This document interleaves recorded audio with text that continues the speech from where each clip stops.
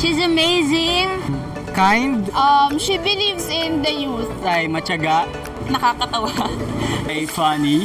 Yung sense of humor niya. So ayan, simula po lang nung bata kami, talagang natatawa na ako sa kanya. Youthful. She's actually a good speaker. Thoughtful. She is very generous. Ate. Very compassionate siya talaga sa kabataan. Nakita ko kung gaano siya ka-dedicated sa ministry niya. Sobrang pinupush niya yung mga youth para maging best version of themselves. Mabait po siya. Loving. Full of wisdom. She's very friendly. Ano siya, mabait na anak. Talagang ino-honor niya yung parents niya sa lahat ng ginagawa niya. She is very loving. Maayos yung vibes niya. Hindi ka magiging awkward kapag kasama mo siya. Even you met her for the first time kasi marunong siya makiramdam ng tao. And it's very admirable kung ano yung ginagawa niya para sa youth ministry. She is committed.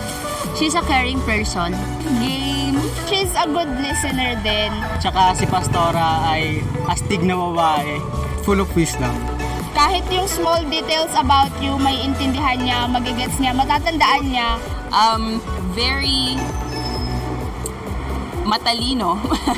Kung meron man siyang hindi alam, inaaral niya. Ayun, yun yung maganda sa kanya kasi inaaral niya yung mga hindi niya alam. Lagi siyang eager to learn new things. Compassionate. Sobra siyang empowering. Isa siyang matibay na servant ni Lord. Kasi kahit ikaw sa sarili mo, super liit na ng tingin mo sa sarili mo, pero siya, iba yung nakikita niya sa'yo. Ngayon, maganda si Pastora. Faithful. She's the most caring person ever. As in, sobrang genuine niya magmahal as leader, ganyan. Very prayerful. Nakita ko talaga sa kanya kung paano siya mag-pray and yung greatness ng faith niya sa Lord. 5 things I love about Pastora Chris Bao.